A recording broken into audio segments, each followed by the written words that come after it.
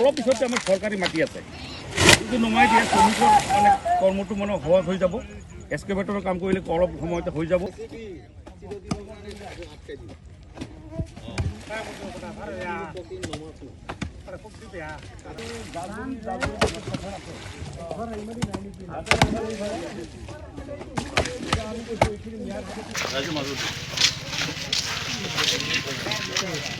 এই মুহূৰ্তত আমি উপস্থিত আছোঁ ঢিঙৰ মৈৰাধচত আৰু আজি জিলা প্ৰশাসনে পঞ্চম দিনাও দেখিবলৈ পোৱা গৈছে প্ৰশাসনৰ যি উচ্ছেদ অভিযান আজিও চলি আছে। আমি সামগ্ৰিকভাৱে মৈৰাধচৰ পৰা পৰিৱেশ ND24 দৰ্শকসকলক দেখুৱাইছোঁ আৰু আমি উল্লেখ কৰিছোঁ যে অবৈধভাৱে যি পুখুৰী নিৰ্মাণ কৰি একাংশ বেদখলকাৰীয়ে মৎস্য পালন কৰি আছিলে, সেই মৎস্য পালন কৰা যিসমূহ পুখুৰী আছিলে সেই পুখুৰীসমূহৰ পাৰসমূহ জিলা প্ৰশাসনৰ ফালৰ পৰা আজি পঞ্চম দিনাও দেখিবলৈ পোৱা গৈছে প্ৰশাসনে ভাঙি চূৰ্ণ বিচূৰ্ণ কৰিছে। আৰু সামগ্ৰিকভাৱে আমি মৈৰাধচৰ পৰা ND24 দৰ্শকসকলক পৰিৱেশ দেখুৱাইছোঁ।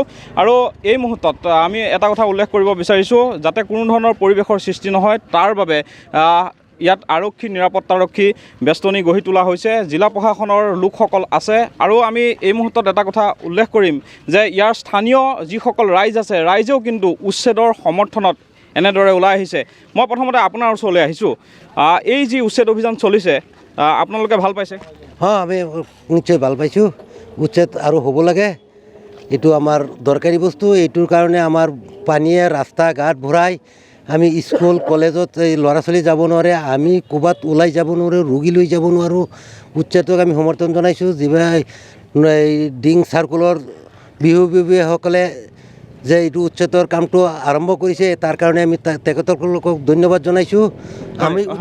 আমি উল্লেখ কৰিছোঁ ৰাইজৰ দীৰ্ঘদিনীয়া যি সমস্যা, সেই সমস্যা আৰু দল সংগঠনৰ প্ৰতিবাদৰ প্ৰতি লক্ষ্য ৰাখি অৱশেষত নগাঁও জিলা প্ৰশাসনে উচ্ছেদ অভিযান চলাইছে। আৰু আজি পঞ্চম দিনা যি মৈৰাধচত জিলা প্ৰশাসনে উচ্ছেদ অভিযান চলাইছে। মই আপোনাৰ ওচৰলৈ আহিছোঁ। এই যিসমূহ জলাশয় আছিলে একাংশই মৎস্য পালন কৰি আহিছিলে আৰু দেখিবলৈ পোৱা গৈছে আজি পঞ্চম দিনাও জিলা প্ৰশাসনে উচ্ছেদ অভিযান চলাইছে।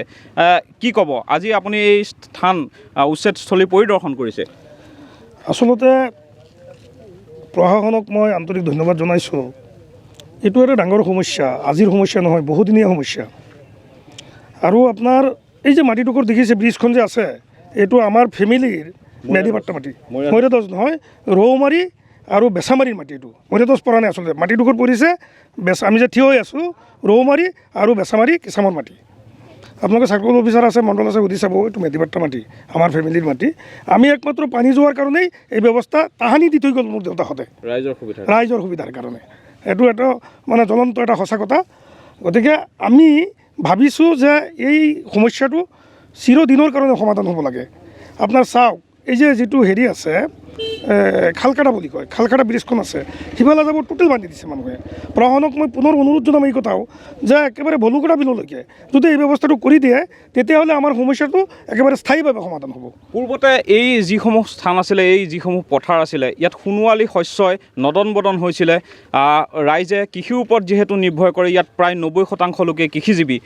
এতিয়া সেই অতীতৰ দিনসমূহ ঘূৰি আহিব বুলি আশা কৰেনে? অতীতৰ দিন বুলি ঘূৰি আহিব বুলি আশা কৰিব পাৰিম যদি 100% হয় কামটো। এতিয়ালৈকে যিখিনিলৈকে গৈছে পানী যোৱাৰ এটা ব্যৱস্থা কৰা হৈছে। এতিয়া ৰৌমাৰী বিলখন চাওক কিমান বহল, ইয়াত যদি পানী যোৱাৰ জেগা থাকে 5 ফুট বা 4 ফুট, এইটো পচিবল? এই গোটেই বিলৰ পানী, গোটেই আপোনাৰ ভেৰবিৰৰ পৰা আদি কৰি গোটেই দেশৰ পানী 5 ফুট জেগা দি যোৱা কি পচিবল হ'ব? নহয়। গতিকে সেইকাৰণে প্ৰশাসনক মই অনুৰোধ জনাইছোঁ, মই ব্যক্তিগতভাৱেও জনাইছোঁ। চিউ চাহাবক কৈছিলোঁ যে আপুনি মোৰ ৰাইজৰ কাৰণে, আমাৰ এই দুখীয়া মানুহখিনিৰ কাৰণে স্কুলৰ যাতায়াতৰ অৱস্থা, ৰাস্তা ঘাট ইমান বেয়া হয়, বৰষুণ দিলততো আপুনি গাড়ী এখন লৈ আহিব নোৱাৰে, চাইকেল লৈ যাব নোৱাৰে, ছাত্ৰ ছাত্ৰী ইয়াত পৰে, ভৰিত দুখ পায়, হাতত দুখ পায়। গতিকে আমি এইকাৰণে চিউ ছাৰক মই কৈছিলোঁ যে আপুনি বস্তুখিনি পৰিদৰ্শন কৰি এই ব্যৱস্থাটো আমাক এনেকুৱাকৈ কৰি দিয়ক যে যাতে মানুহখিনিৰ এই অসুবিধাটো নাথাকে। সেইকাৰণে একাংশ দুষ্ট চক্ৰ আছে। সেইদিনাখন আপোনালোকে দেখিলে বিভিন্ন নিউজত মোৰ বিৰুদ্ধে কৈছে মই হেনো আপোনাৰ 50টা ফিচাৰী দখল কৰি ৰাখিছোঁ। এইবিলাক মিছা কথা কৈ কিবা লাভ আছে নেকি? আজি ইয়াত প্ৰশাসনৰ মানুহ আছে, ৰাইজ আছে, ৰাইজে ইয়াৰ প্ৰতি উত্তৰ দিলে। মই দিল্লী আছোঁ, মই ঘৰ পোৱাৰ আগতে মই দিল্লী থাকোঁ অৱস্থাতে এই ৰাইজে ইয়াৰ প্ৰতি উত্তৰ দিলে। এই গোটাক্ষ মিছা কথা, আৰু যোনে কৈছে এইটো বেয়া কথা, নাপায়, ক'ব নাপায়, এইবিলাক কথা ইমান মিছা কথা ক'ব নাপায় নহয়। একাংশ দুষ্ট চক্ৰই এই যি উচ্ছেদ অভিযান বন্ধ কৰাৰ চেষ্টা কৰিছে। একচুৱেলি আপোনাৰ মেইন কথাটো হ'ল কি যে একাংশই ভাবিছে এই উচ্ছেদটো বন্ধ কৰিব পাৰিলে তেওঁলোকৰ কিবা ব্যক্তিগত লাভ হ'ব পাৰে। এই ভাবি পেলাই এই যিকোনো কথা কৈ এটা বিশৃংখলাৰ সৃষ্টি কৰাৰ কাৰণে এইবিলাক প্ৰয়াস কৰিছিল। কিন্তু সেইটোতো আৰু প্ৰশাসন আছে, ৰাইজ আছে, চবেই বিচাৰিছে। দুই চাৰি মানুহে কি কৰিব পাৰিব? নোৱাৰে এইবিলাক কৰিব। গতিকে কৰিব পৰা নাই, যাৰ কাৰণে যোৱাকালিও চলিছে, আজিও চলি আছে উচ্ছেদ। গতিকে আমি আশা কৰিম এই পানী যোৱাৰ ব্যৱস্থাটো সম্পূৰ্ণভাৱে হ'ব লাগে। প্ৰশাসনক মই অনুৰোধ জনাম আৰু ৰাইজৰ সুবিধা এইখিনি যাতে ভাল হয়। ৰাইজৰ যিহেতু দীৰ্ঘদিনীয়া দাবী আছিলে, দল সংগঠনৰ দীৰ্ঘদিনীয়া দাবী আছিল যে এই যি ঐতিহ্যমণ্ডিত জলাশয়, এই জলাশয় যি বোৱতী জলাধাৰা বৈ যাব পাৰে, ৰাইজৰ সুবিধা কৰি দিব পাৰে, সেই দাবীৰে বিভিন্ন সময়ত প্ৰতিবাদ মুখৰো পৰিৱেশৰ সৃষ্টি হৈছিল। আৰু অৱশেষত নগাঁও জিলা প্ৰশাসনে এই যি ঐতিহ্যমণ্ডিত জলাশয়, এই জলাশয়ৰ ভূমি বেদখলমুক্ত কৰাৰ প্ৰচেষ্টা অব্যাহত ৰাখিছে। আজি পঞ্চম দিনাও দেখিবলৈ পোৱা গৈছে জিলা প্ৰশাসনে উচ্ছেদ অভিযান চলাইছে।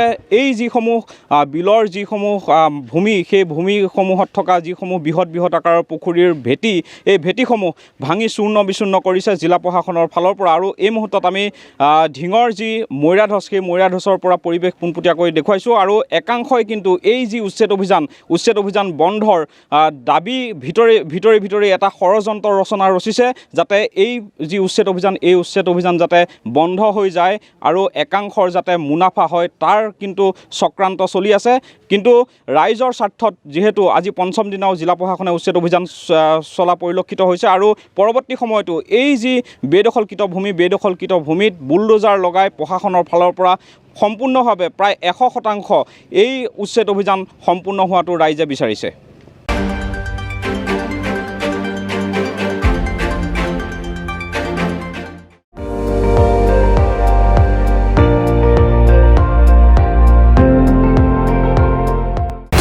আপুনি চাই আছে ND24, সৰ্বশ্ৰেষ্ঠ নহয় সৰ্বোত্তমৰ দৌৰত।